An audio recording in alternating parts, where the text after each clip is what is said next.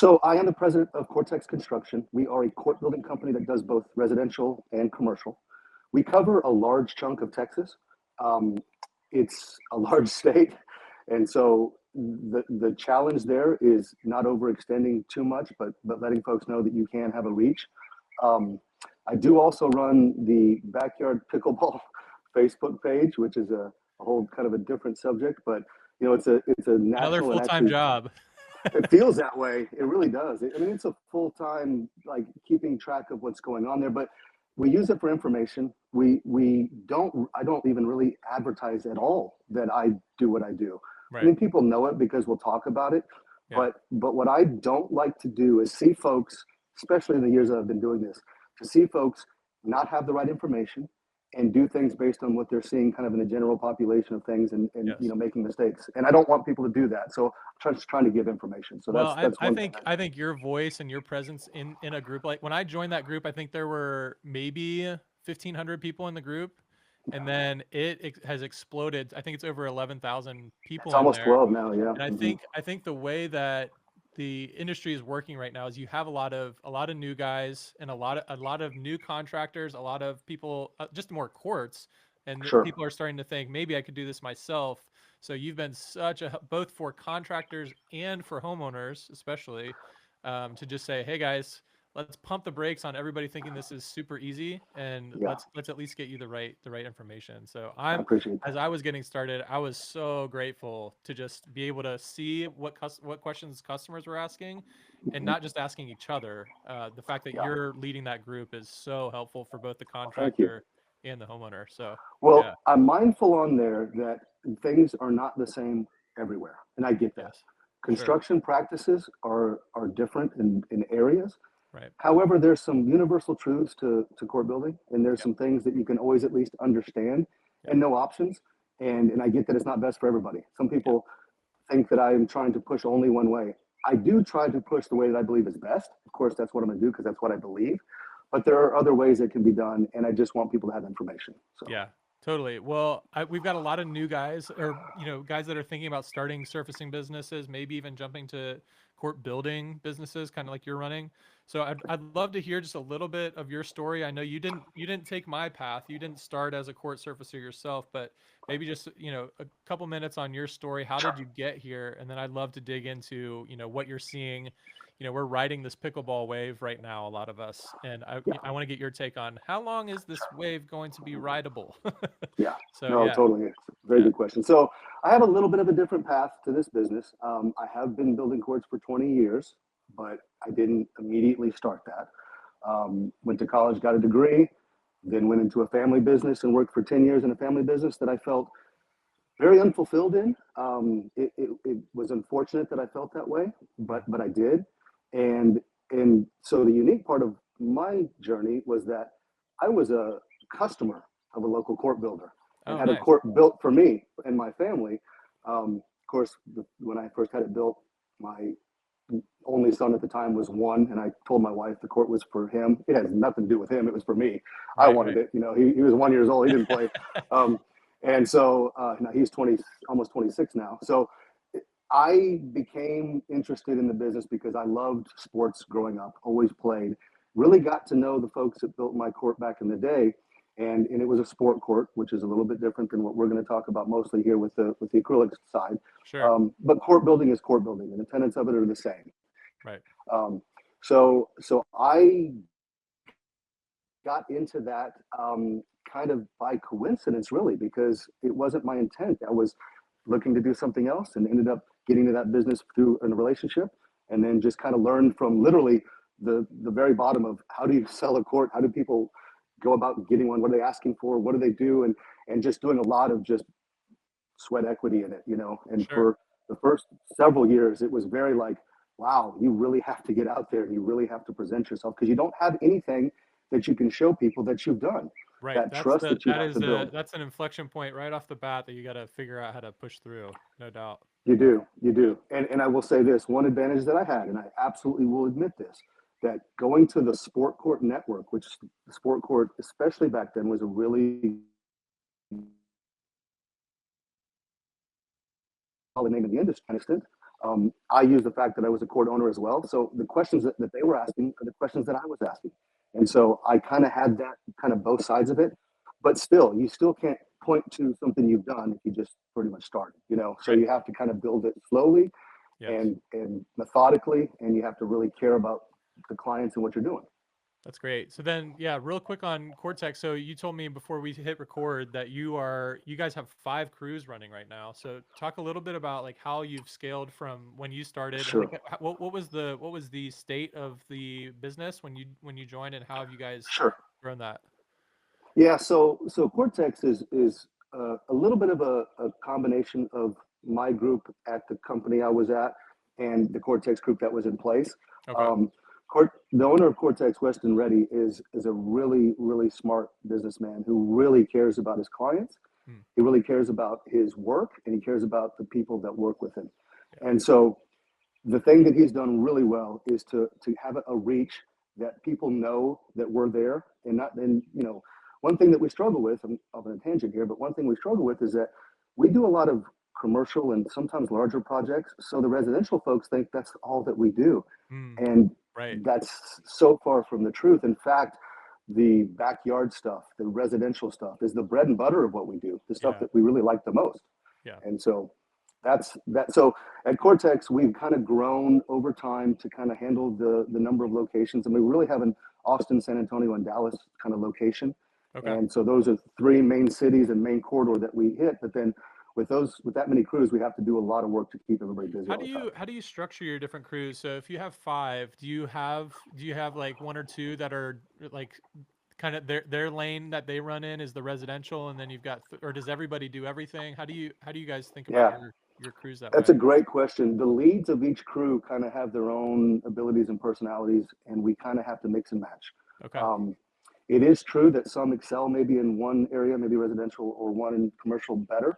But with the variables of court surfacing, as you guys will find out or know, Yeah. you can't always stick to those. So you have to be extremely flexible when it comes to Yes. where you put guys. So we Totally. kind of cross train in every way that we can, so people can the guys can do everything When that's out there. you never know if you're going to get a slew of residentials in a row or a slew of high school courts in a row. So yeah, you definitely have to. You have a little bit of control. Sure. At your guys' level, you probably have a little bit of control on how to schedule and how to make that work. But yeah, you don't always know until Our you get board it. is it's controlled chaos is what it Yes. is, because aside from the curing times and the schedules and the deadlines, you have the weather and the personal issues and everything that goes into that. And where we are, we surface and build just about all year, not quite. Okay. The winters in Yeah. Texas are kind of mild and minor, and there are some winters where it doesn't affect a whole lot at all. Now a little Yeah. bit for sure, but not like 4 months out of the year like in many places. Right. So it is That's a it is hard. huge advantage. Yes, we're Yeah, here in it is. Cincinnati, and yeah, we have a true 4-month minimum winter Yeah, of off yeah, season. So yeah. yeah, that's great. But we do get a break. You get a little bit less of a break. Not having a break is sometimes a very taxing and challenging thing. It really Yeah, is. Yeah. no doubt. Okay, that's great. All right, so thanks for sharing some of that. So it's really good to know like the size of your region that you're really focusing in these 3 cities, and Yeah. then how much five crews can cover. Because I think when you're starting a surfacing business, you're like, all right, I could go just 1 crew and we could just crank out residentials all day long. And then there's like I want to scale, and then there's like then you're talking about warehouse space, and there is a point at which yeah, that can be it starts to be counterproductive, but it sounds like you guys have kind of cracked the code on that. So It's true. You have to have not only the thought of the space and the material ordering and all the stuff that comes with that, you have to make sure that you maintain quality, because right. the number one Yeah. thing that'll hurt you instantly in this business is your quality starts to go down. It Right. will then just fester, it'll continue, it'll grow. And even if you get on top of it and you care, which you do, you still have to make sure that quality is number one, and that the guys Yes. that are working in those situations away from places have to be on top of things for sure. No doubt. That's so good. Okay, I want to shift gears a little bit and talk a little bit about what you're seeing in our industry right now. So, Okay. you've got this huge pickleball boom, and that's why Yeah. if people are listening to this episode, they're they're either just really interested in pickleball in general, or they're thinking about starting this as a business. What are you seeing? Like a lot of people are Mhm. like, man, you picked a good time to start a pickleball court business. I'm like, yeah, I mean, I did. And also like, and I usually just say, we're riding the wave, and I'm curious, and a lot of our guys are curious, especially those that are starting at this point. Right now, we're recording in at the end of March in 2025. You know, how long is this bubble going to pop at some point? Are that's what everybody starts to ask me. Are the courts is pickleball going to go away, kind of like racquetball, or is it like cornhole? I get all these crazy questions, but Yeah. what are you thinking? Okay. So having been in it 20 years, I've seen a lot of changes and things that happen in the court building market.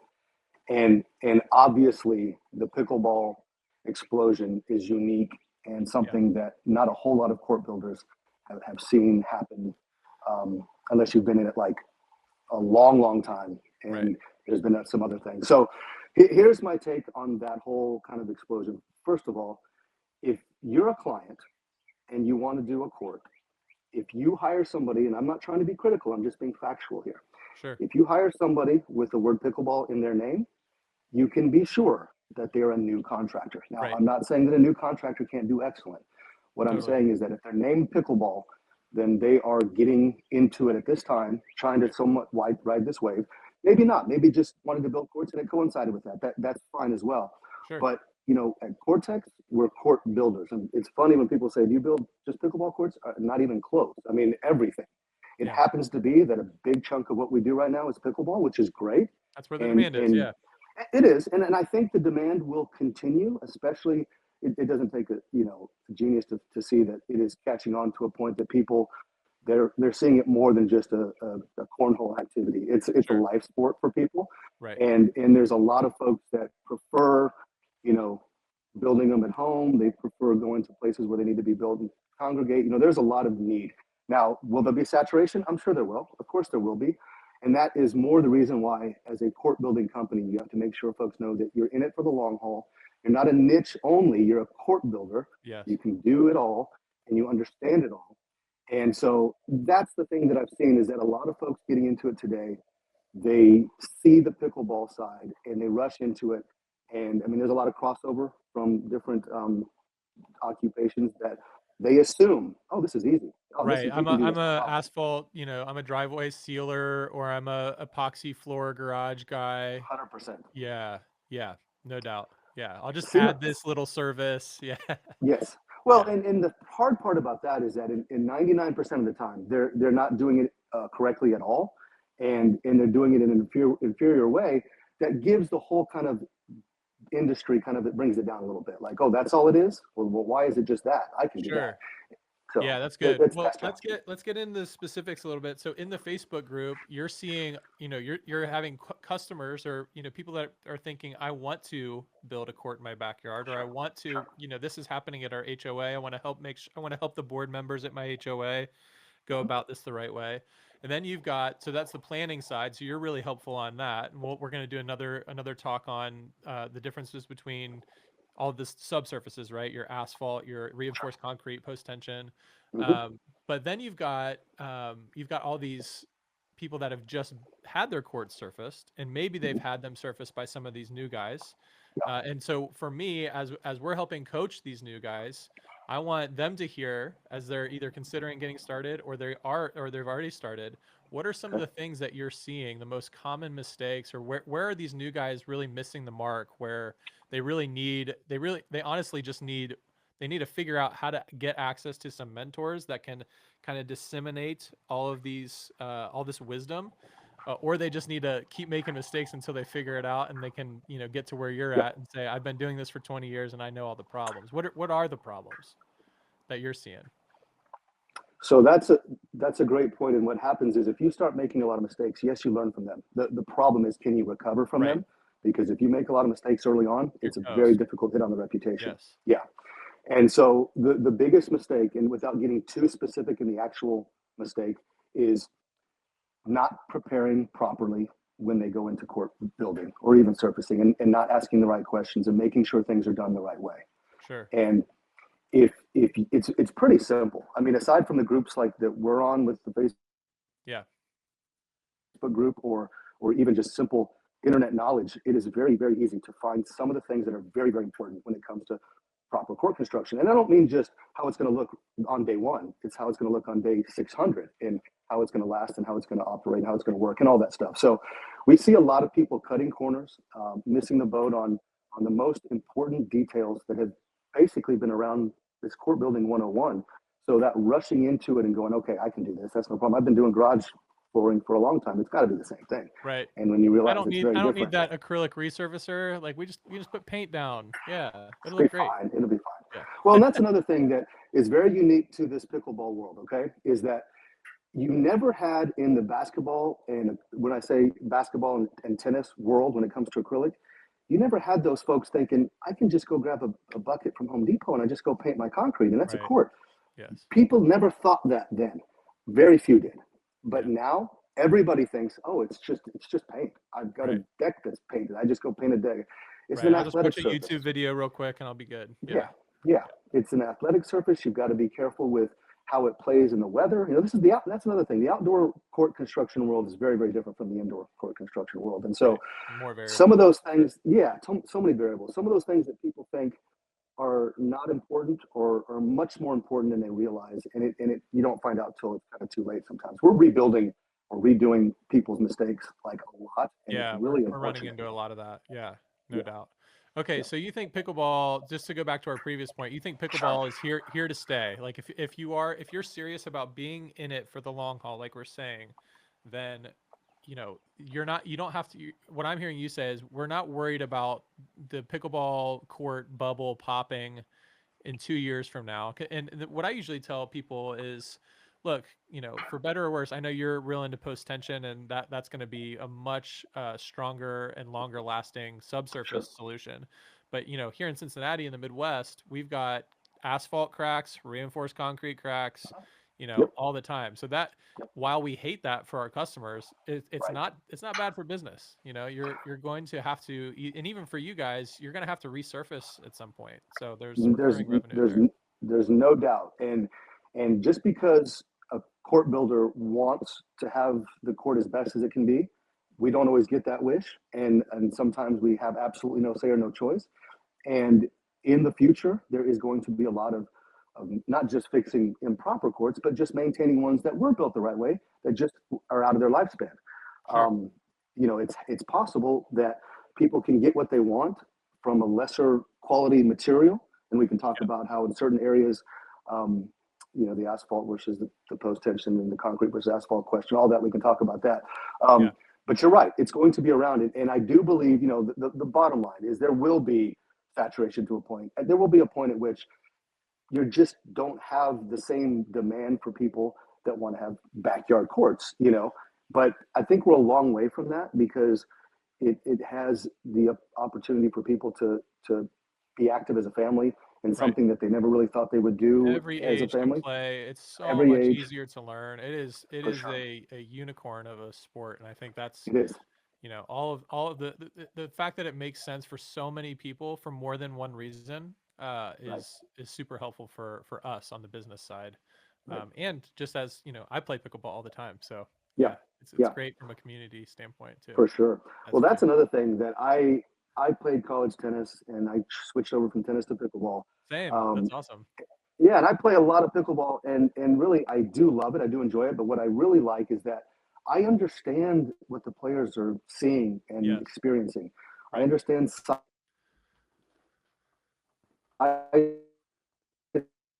and spacing advantage. They can kind of ask questions, but they don't really have that same understanding. And Yes. I like to play with folks to enjoy just the camaraderie and playing, but I like to also know what they think about certain services, what Right. they don't Get into understand. their It's brain a amazing little how bit. little, Yeah. yeah, the players that play that may even be unbelievably good sometimes have no concept of what they're playing on. Right. They have no concept of what it takes to get to that. And Yes. so I learn a lot from them. I really do. That's so good. All right, last question for this one, Brett. So let's talk really quickly about paddle. So, we've Okay. got Yep. pickleball is the fastest growing sport in America. Paddle is the fastest growing sport in the world.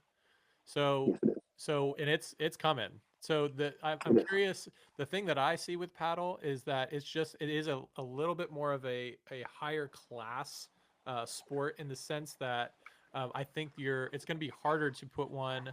Now, if you have the money to put a solid fence, lighting, post tension concrete court in your backyard, you can probably afford a paddle court. But I think paddle courts are going Sure. to be probably a little bit more expensive, a little bit higher end of a product in Yep. general. So how should we think about, this next phase? If you're a forward think, because in business you always want to be thinking about Yep. what's next. So where Right. where are you seeing paddle? How is CourTex? Are you guys doing paddle courts currently? How are you thinking about this particular part of the court building world? Sure. Maybe because our proximity to Mexico and Florida, we call them padel here. Oh yeah, But there I you go. understand that Yeah, paddle is a yeah, thing. So padel courts, paddle, either way.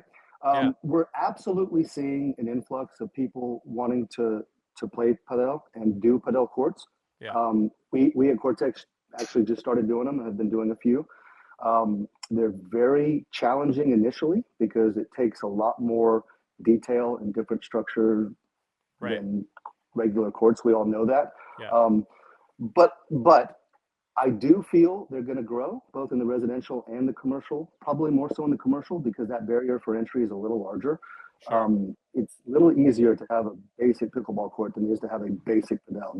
The cost Right. structure is significantly different. Yeah. Um, I think it's important. The most important part of this, I think it's important to be able to do just about anything in the recreation court kind of world that anybody can do, Yes. and have that in the tool belt. Because if somebody wants, we've got some folks that want a pickleball court, but then they want a padel as well. They Right. kind of want both. Yeah. And and for me, like having been a tennis player and I played a lot of racquetball, I just played padel for the first time like 2 weeks ago, and it's Yeah. really fun. Yeah, it And looks so and it's a fun. I haven't actually it played is. yet, but man, watching highlights on YouTube, running out the Yeah. door.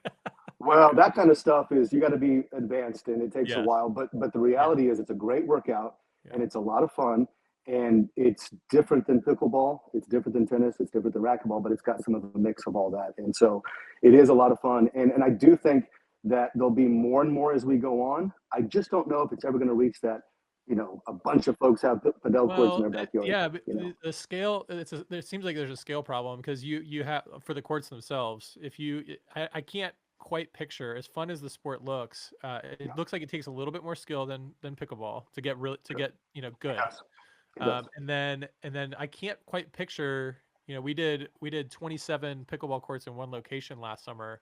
I Mhm. can't picture 20 like there being enough demand to do more than 6 to 8 padel courts in a park Yeah. somewhere. So Well, yeah, I think it's because, like you said, it's the fastest growing sport in the world. I think that kind of cultish attitude that the yeah, pickleball crew has yeah, gained, I think the padel people have that as well. yes, And the groups they get on and they chat about it, and it's their passion. And I think that's going to continue to grow.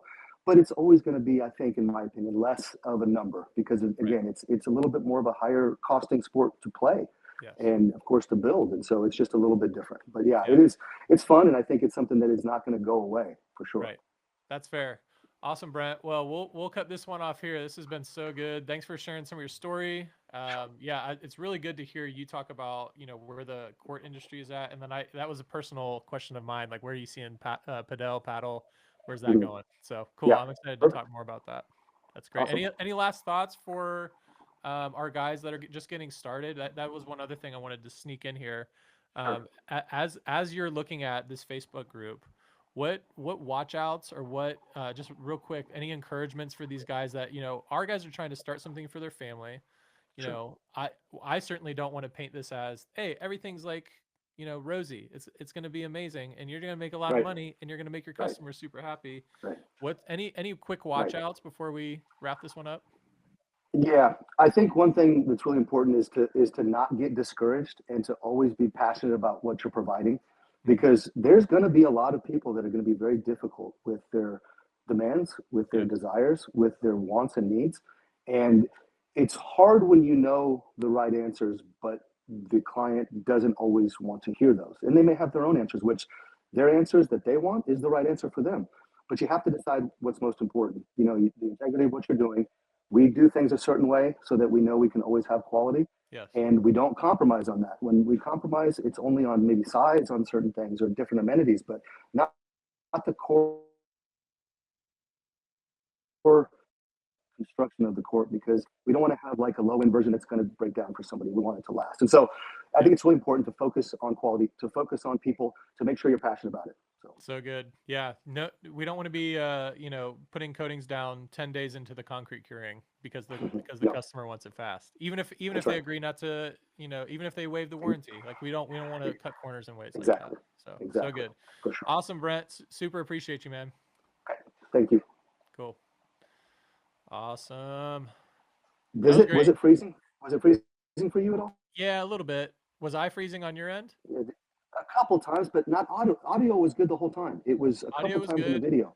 There were a couple Okay. times, I think maybe 2 or 3 times the audio skipped, but my editor can work that out. I'm not too worried about Okay. that. Yeah. Good. Good No deal. sweat. Good deal. No sweat. Sweet. All right. This is next topic. Okay. So there's this ongoing debate on what to do about these darn saw cuts, and I know you're just chuckling because you guys do post tension and don't Yeah. have to worry Yeah. about them. But Yeah. for us, concrete's been a mess in the Midwest. We've got Mm. Oh, like yeah. fly ash questions. We've got, Yes. limestone content is off and, bubbling all over I've got 5 callbacks right now, Brent, and I've got my paint supplier flying in tomorrow to help me diagnose whether it's a primer issue or Yeah. just, goodness gracious. So this particular topic Yeah. is pretty important. Like I'm to Yeah. the point. I'm to the point where I'd much rather do an asphalt court. Like, Understand. yeah, Let me say this not off the record or whatever, but yeah, to us, sure, we have experienced and I've learned that in the acrylic business, you can do everything exactly right, and you're still going to probably get 90% correct. And for some odd reason, there's going to be 10% that just isn't. If it's that messed up. means, Yeah, yeah, it means, because you've got the incredible number of variables that occur with outdoor construction, with the weather and the temperatures and the whole thing about that's a great point when you said that.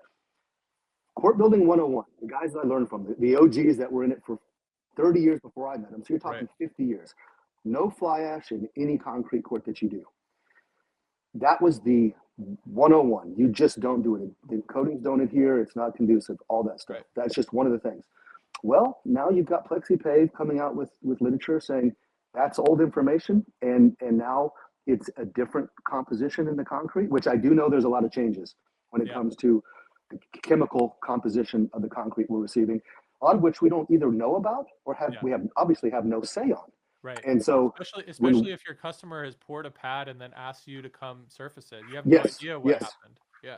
Well, that's a great point. Is if they poured something and you're surfacing it, the warranties almost are gone because they could have done all kinds of things that you don't do that you had no control over. But even when you do it yourself and you have some bubbling issues or some issues where the coatings don't do what you expect them to do, maybe it was slightly more humid that day and got some moisture trapped, and the guys were trying to finish up, and there are some things. I think you just got to know that what we do is we just overemphasize our willingness to be there for our client. Sure. When we talk about warranties are one thing. We'll go back and do things and fix things long after, even when there's no reason or warranty. We'll just make sure Yeah. they're happy. Just make it right. That Yeah. make it right. Yep. That's good. Yep. That's good. Yeah. There's so you're saying you don't even like if you guys didn't pour the pad, warranties almost not you're probably not going to warranty the court. So when people already have a pad and they want us to do it, we have historically said we can't warranty it, and we explain why, and they usually understand because a lot of times they're just wanting to get it done and they're not really thinking about what could Right. happen. Right. But you can't sit there and go, okay, yeah, we're the best, and we're going to warranty this for you, and you got no problem. You have to set realistic expectations, and we do try to get people to sign with us who already have their own concrete that they're going to do but haven't done Right. it yet, to kind of follow a checklist so that Yes. it can be better for us and for them. And so Yes. that's important, but you don't always get a chance to do that. Right. Yeah. No kidding. Yep. Man, I'm so interested. Okay, let's dive into this one. I've got a hard stop at about quarter after. So we'll Okay. crank on About 30. this for Okay. about 30 minutes. Okay.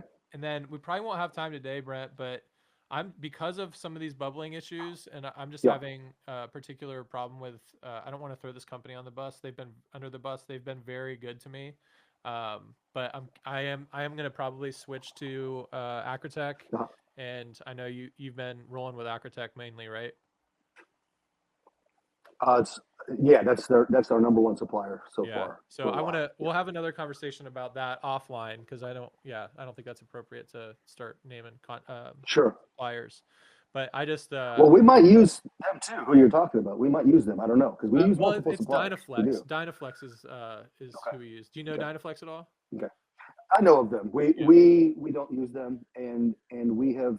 I mean, really, Acrotech is our number one. A little bit, obviously, ICP and PlexiPave has been around forever. We use them as well. Okay. We're going to use a little Lakehold.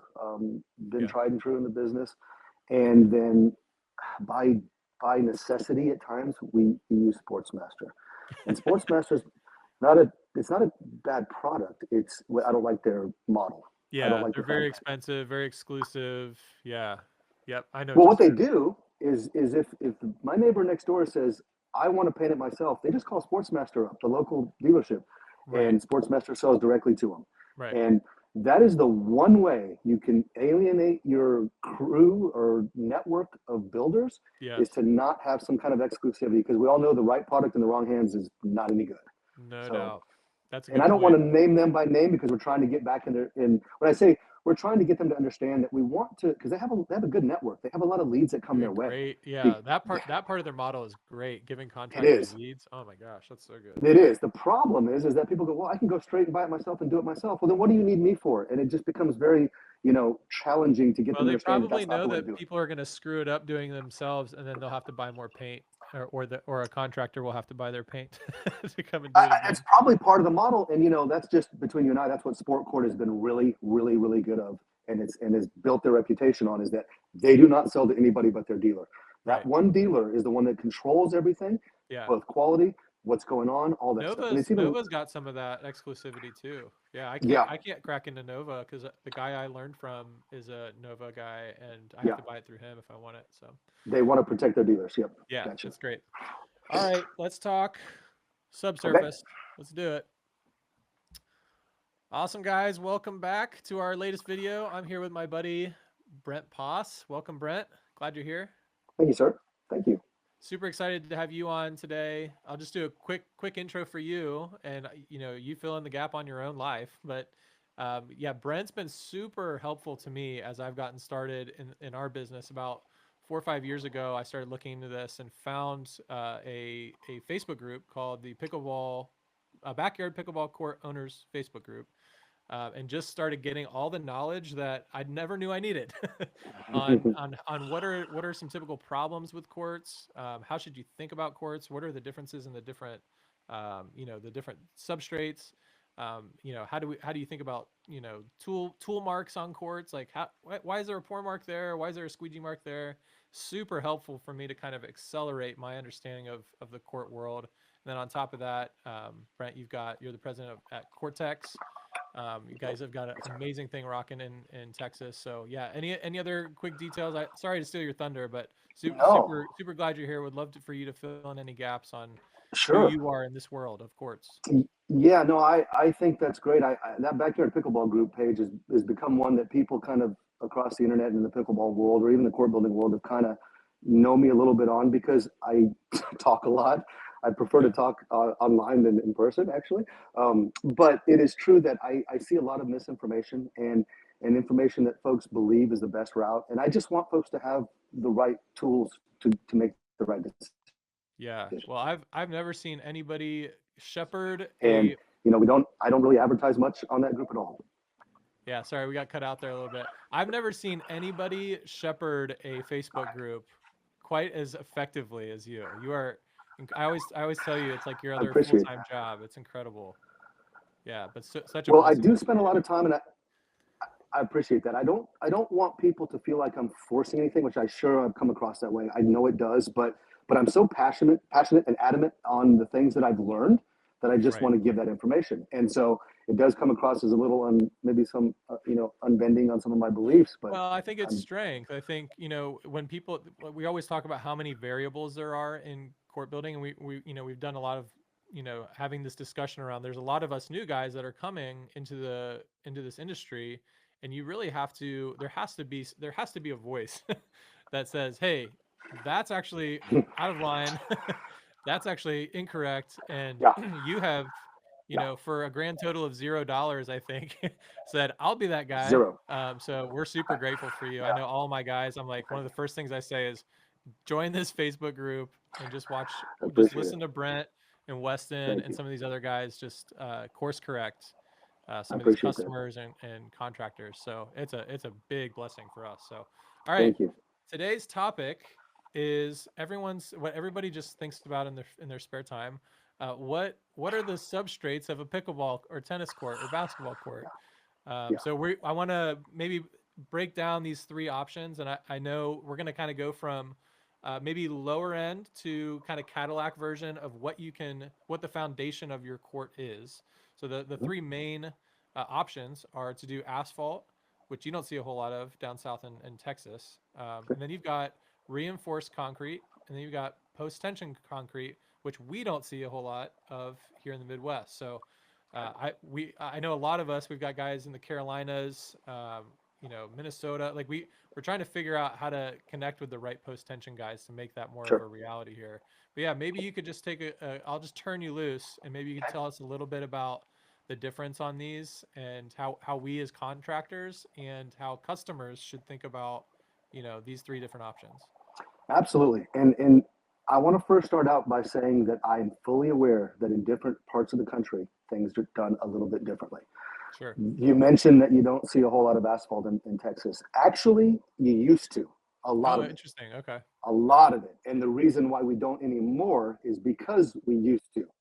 And the climates that we have, Yeah. and the weather and the heat and the flexible soils, and a lot of the reasons that we have that are a little bit unique to this large area of Texas are the reasons why asphalt is not the best choice. Now, it still can be done, and it still is done on occasion, but you have to really, really, really prepare properly.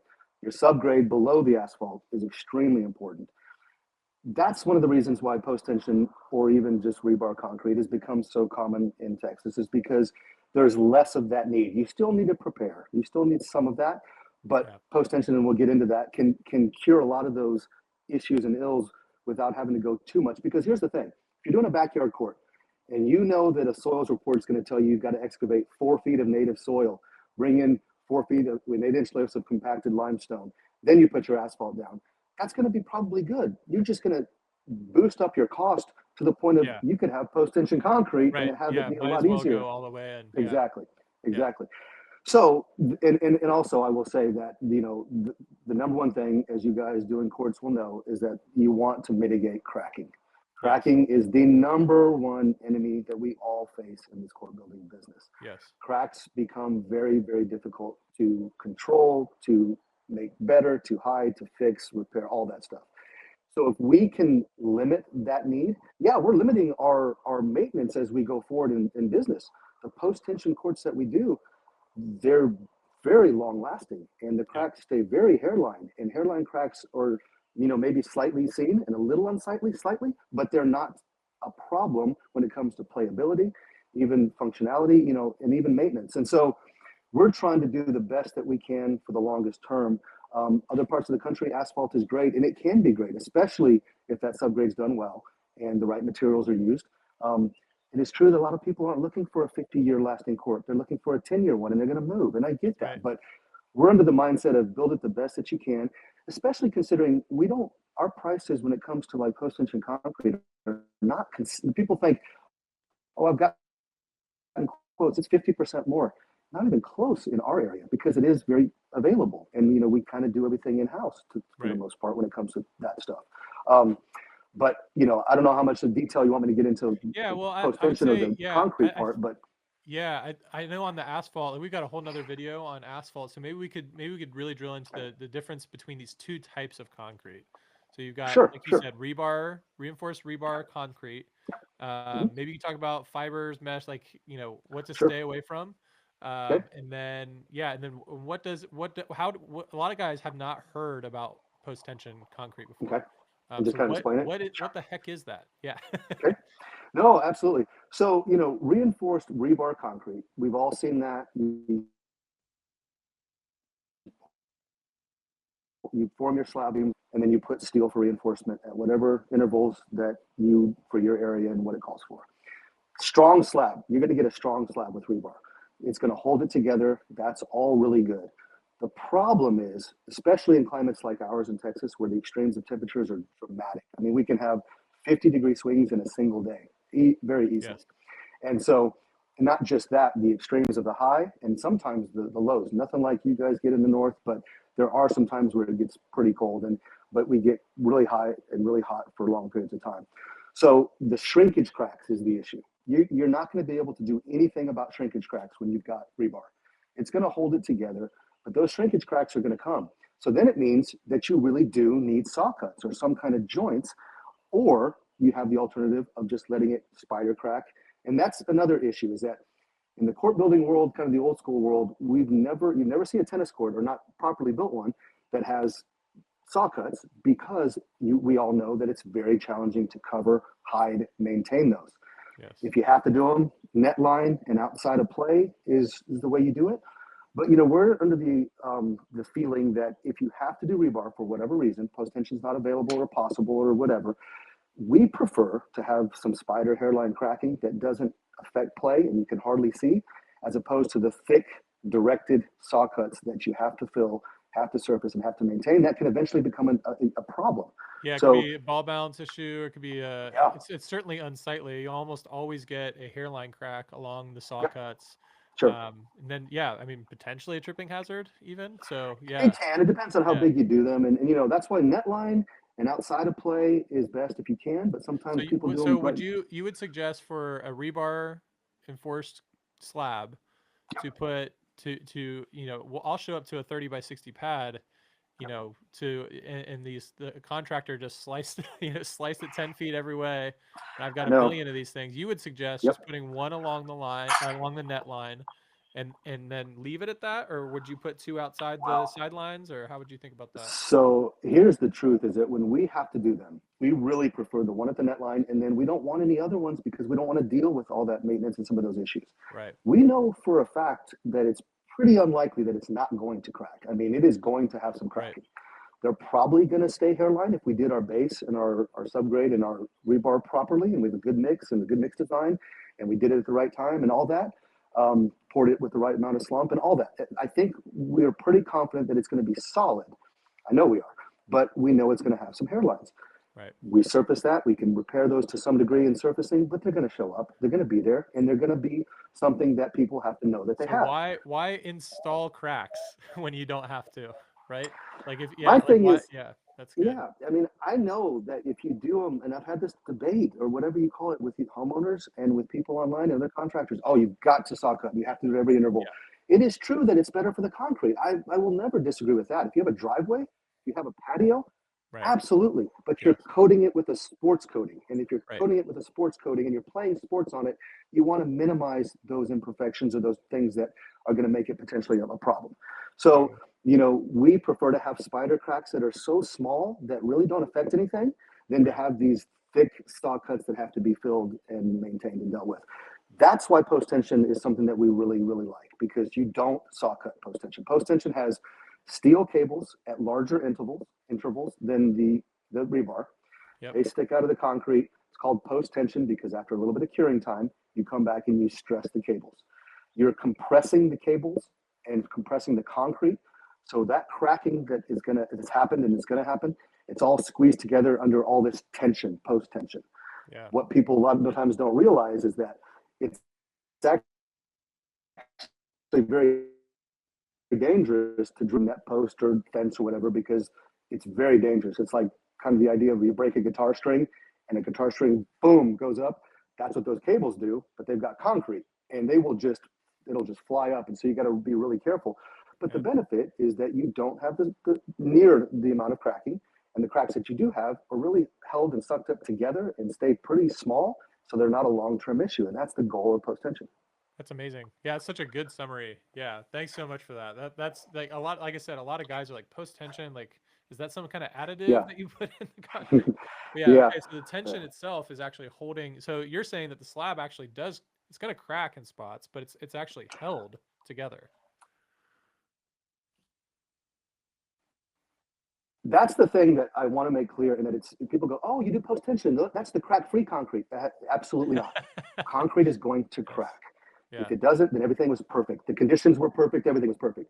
So the mitigation, the controlling of the cracking is why post tension is so good to do. Is that when you get those, you can squeeze it together, and then where are they going to go? They're held up with so much together with so much pressure that there's just not much movement it could then do. And Right. so there are some design things and building techniques that you use to kind of keep that to a minimum. For example, if you put your, this is just an example, if you put your light piers on a court really close to and connected to your post tension deep into the earth, we're going to have cracking at those locations because there's going to Interesting. be some force and it's going to want to, something's going to win. What's Yeah. going to win is that deep light anchor in concrete, that's a lot of times in rock around here, that is not going to move. It's the rest of it's going to crack. So if Interesting. you could have some separation in those areas, do some other things, and there are some tricks to the trade that you learn that are just better, but you can never expect completely crack free. But you always want them to be outside of play and not affect the inner part, and that's what's That's most good. important. Okay. Okay. So, all right, I've got a case study for you. I Okay. want I want your opinion on this. So, you guys show up to a court, and tell me if you would even take this job. You show up to a Okay. court, and it's rebar, and they have put saw cuts in it, and they're like, Brent, surface this thing and make it look great. What do you do to those saw cuts? Yeah. So obviously, there's going to be a lot of those situations. They happen all the time, and you just have to be as upfront and honest with them as you can. We'll take the manufacturer's crack filler. We'll clean out those cracks. We'll fill them. We'll do the AR. We'll do everything we can to hide those. They're going to look really good right off the bat. That's Yeah. the thing. It's going to look great. In fact, in some cases, you may faintly see it. The issue is that's not going to stay that way. Right. That expansion joint, that saw cut, which is meant to direct the movement, is going to move. Yeah. And the thought of any crack filler or paint holding together concrete is silly. It's not going to. So, So yeah. we just let people know that expect that is going to come back, and you're going to have to maintain them over time. So So expectations are the first thing. So you're yes, saying you would actually fill them with a like patch mix or a sport yeah, patch. So hmm some guys would say just put acrylic paint in there, maybe fill them in, do a shadow coat of extra, yeah. like maybe sandier mix of AR or something. Well, how do you feel about that approach? I think that you're gonna have less life if you do that because Okay, again, that's just just putting less more strength. material in there. It's less strength, and Yeah, those crack the manufacturer's crack filler compounds are meant for having some flexibility that have some movement. So it's sure. gonna last longer that way. Okay. Um, Use the V squeegee and get them the best that you can, but just don't tell people that it's gonna stay that way. You got to Right. be upfront. Yeah. If they see it on day one and it looks amazing, look, all of our contracts and everything we say is we talk about cracking. Some cracks are going to reappear, some as early as overnight, because here in Texas that is absolutely true. That's In the true here. mornings, I'll tell you, yeah, I used to think it was, hey, in the next 6 months it might show up. It's like, no, like it might show up tomorrow. tomorrow, and it depends on Yeah. time of day. We'll have people go, hey, we Yeah. had a crack over here, and I say, can you just take a picture? And they go, I went back in the afternoon, and Yes. I can't even We see had, it. yeah, we had a court at the end of the year last year in October, so the temperatures were really Yeah, fluctuating, and we had filled a decent sized crack, and we came and the customer was like, "Hey, this cracked again," and then yeah, same exact thing. Later, when it yep, warmed up, it just went stuck back yep. together. It Yeah, moves a lot with movement, with the ground movement, and again, it's setting expectations. And some people they get that they go, I know. Other people expect it, and that's another thing with a surfacing job or a resurfacing job. Their expectation is that you've fixed all the subsurface imperfections. yeah, It's just a band aid. yeah. There's only so much you can do. So No doubt. Do you have a second to talk like overlays? I know I'm throwing this one at you sure, unscripted, but like overlay systems, I know like there's these mat systems, like a free floating mat system versus a bonded mat system. How sure, are sure. you open to talking about some of what you guys have tried and even some like there's right way or fault line, some of these crack repair Yeah, systems. How have you seen those yeah. over time? How long are these things lasting for you guys? What are you guys into these days? Well, we know that from our experience that the crack systems, right way being, in our opinion, the best of the group, They work pretty well on asphalt. For Yeah. those that do asphalt, they can be absolutely a good place to have them in the market. On concrete, because of the movement of the concrete, it doesn't seem to do as well because they're flexible, but they're not as flexible as they need to be when it comes to concrete Sure. movement. So we do some of that. Again, we tend to have it be an extra, obviously an add-on that folks can say, okay, here's what your expectations are. Sometimes they want to just have a temporary fix and have it resurface for just a couple of years and go with that. One thing as a former tennis player and even a pickleball player, I'm really aware of aesthetics versus functionality. Sure. And just because you're hiding a crack and just because it's not visible and being seen doesn't mean that it's going to completely be a good solid surface. And we all know tennis, it's a minor thing because tennis balls have some rebound to them no matter what they're bouncing on. Right. But pickleballs are very unforgiving when it comes to hard surfaces and having any kind of voids underneath. And so we always want to set expectations about, would you rather see a small crack and it plays pretty well or not see it at all and potentially have some issues, especially with the extremes of temperatures that we have here. So, we cautiously use them. They can absolutely be beneficial in certain situations, but it's very important how they're applied and when they're applied. Yeah. And you gotta do it the right way. So good. Well, this has been great. I think having this breakdown for guys to understand, right, you've got asphalt, you've got rebar in your concrete. That if you go that route, then you've got saw cuts to consider, where to put them, how many to put in there.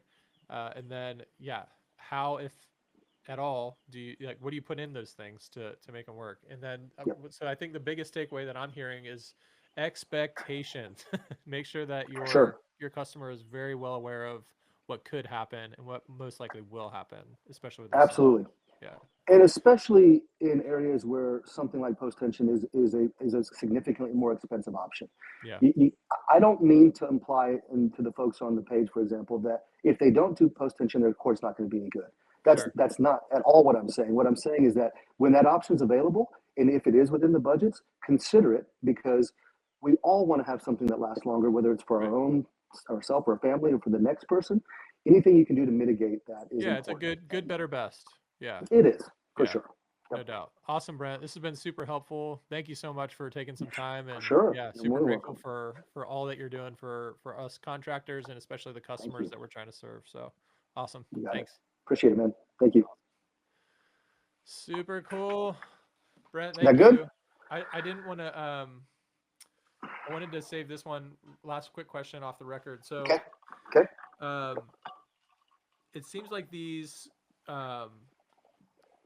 mat systems, I'm really nervous about them. Like we've had Right Way fail on us a few times. And I think about Bond, especially like Cushion X. I'd be curious to hear your experience with Cushion X so far. Cause I've been talking to Jenny, I'm talking to Matt, and we're probably going to switch to a lot of their stuff. I've got one really nice residential concrete. They had sport court, and the guy got super into pickleball and wants to get rid of his tiles, understandably. And so now, but he wants something elite. And so my question, I've had when I do the cushion product, like squeegeeing on cushion. We've had issues on concrete being, it's bubbling because we're putting too many layers of material down. So then it's like, I think my question on that particular court and others and how to coach guys is how should we think about Cushion X as an initial solution and then also a crack-free solution? You have any thoughts on that? Oh, absolutely, man. Couple things. I will tell you that we know Thomas Hending at Right Way, and he's kind of a colleague, I guess. Between you and I, and off the record, I don't like any crack repair systems. Yeah, that's fair. I think we talked about it. I don't like any over them. It's a big upcharge for the customer, and I'd almost rather push them to new asphalt or new concrete or an overlay. Exactly. Because what happens is if you have a homeowners association, I know you got about 5 minutes, but I want to get this out. If you have a homeowners association that they don't really care about the playability of their court and they just want to have it look better, then there can be some benefit to the crack repair systems. But for us, they always give us some kind of problems. We almost have to do it by force. Because here's an example: we got a ton of asphalt courts in Texas, in San Antonio, and around that are unplayable. They're either going to go a concrete overlay, a post tension overlay, or they're not doing anything because they can't go. You don't resurface it; it's just terrible. Right. So in those cases, crack repair can be something that can work for them. Yeah. Do not use Cushion X as that stopgap though, because here's the stop.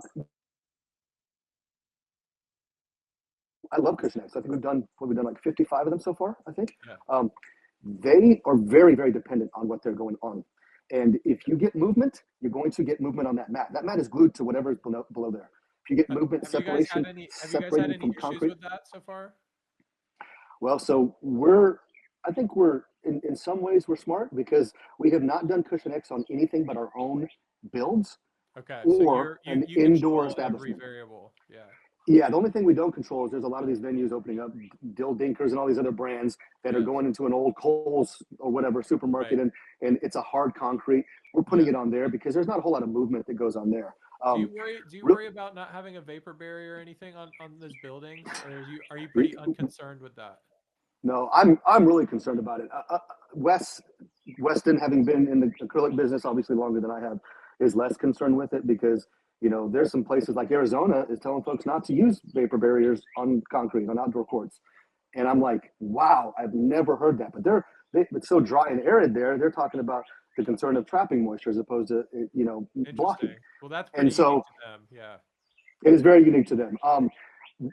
What we like to do in our business is, like, here's a good example. You've got a sport court guy, okay, that took up his old tile. Yeah. That may not have a vapor barrier on it. I made sure it does. Yeah. Interesting, because a lot of them don't. Okay. Yeah.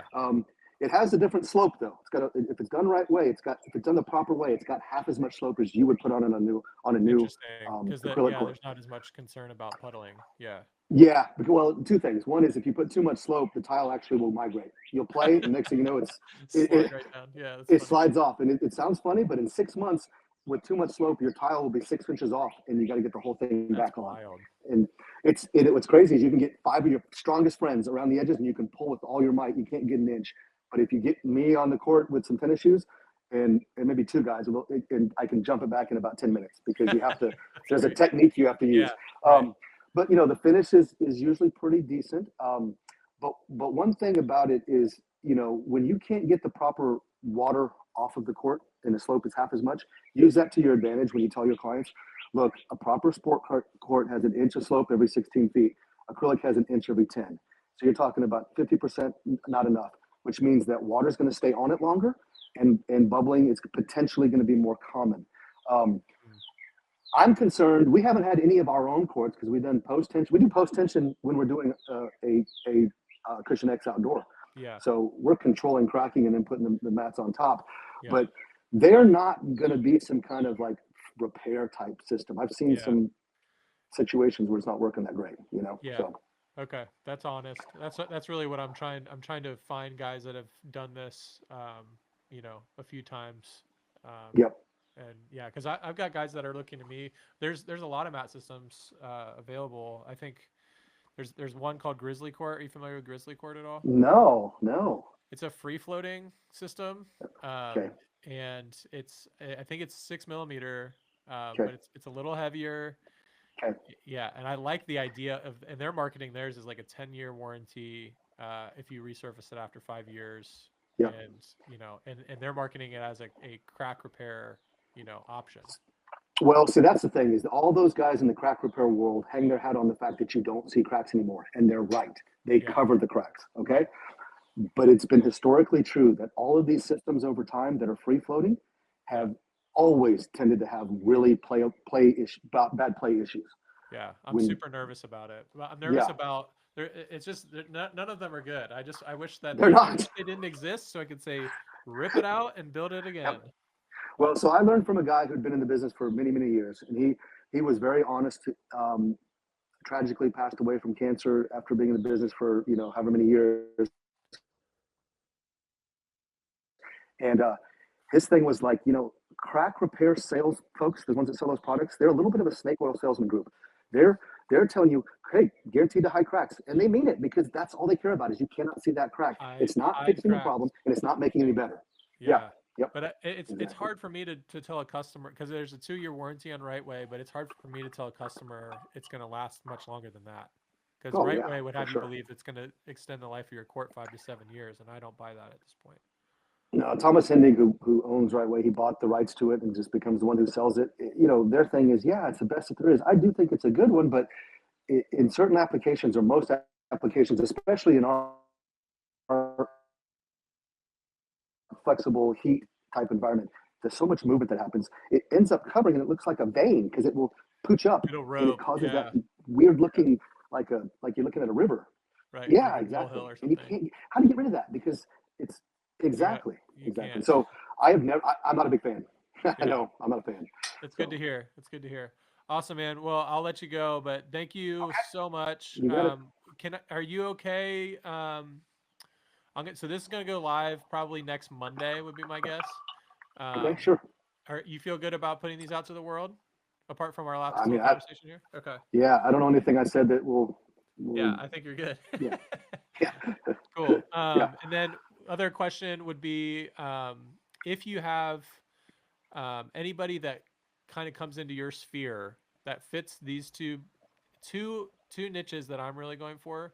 Someone Okay, that's like a pretty high integrity father that's trying to okay, start a business for their family. Um, okay. please send them my way. I like Sure. we're seeing guys succeed and not cut Yep. corners. Yeah. And yeah, I'll keep you in the loop on how that's going, so that hopefully over time you'll feel more and more comfortable. Yeah. If somebody were to say, "How do I get started?" Yep. and you don't have the bandwidth to help them, send Yep. them my way, and I can at That's least help great. them, consider Well, it. that's one thing I didn't say, but I know it kind of goes without saying. But one thing that really turned us off is that there's been like 3 startups around here that I know it's difficult when you're starting up to have any kind of an advertising base because you don't have anything. But 3 of them stole pictures from our website, put it on their Oh, website as their own. We oh, had one company in Austin. If you're going to do it, at least do them from Florida or something. But oh one my in Austin gosh. took our pictures, 4 of them, and had them on their website and say, "Hey, we're pickle build pros," and they put our pictures on there. And when we called them, they're like, "Oh no, those are free on the internet. They're just no, there are pictures from our website." So And what I'm so, doing, so what I'm doing is basically $1,500 a month for 6 months. You uh-huh, start with me, and what you get from that, do you know what Marco Polo is, the app, video messaging? I do. So you get unlimited Marco Polo with me. So like while we were talking, I got like 5 messages from guys. Like, Yeah, so they can ask any question, that anything. How do yeah, should I do Right Way, or should I just crack fill, whatever. I'm at Home Depot. Which mixer should I get? Whatever. yep, And then so they get unlimited Marco Polo. So they come and they train with me and my guys for a week okay, here. So we okay, work long hours with them, yep, and they get every part of the process. If they have to stay long, some guys do 2 trips. I really want to make sure that they get hands-on training. They get access to all of our courses. So we got okay, that Court Pro pathway, how to start the business, and then the technical skills. How do you think about painting a kitchen versus the yeah, outside? Things like yeah, that. yeah, yep, Um, and then they have access to our community. They've like our so some of the videos that I record with like these interviews are exclusive to the course. Yours are going to be podcasts. I'm not going to make money off gotcha. of Yeah, you. But yeah, so and then what they do is when they come and train for me or train with me, I take pictures and videos of them doing courts, and so okay. so then when they go to make their 1.0 website, it's pictures of them working. They're not That makes a stealing big difference. their Yeah, not stock stealing pictures. photos and all that. Yeah, So yep, anyway, it's gonna bless some people, man. Super cool, grateful. awesome. Thank you. Awesome. All right, Brent, I'll be in touch, man. Okay, man. You take care. All right, thanks again. See ya. Bye bye.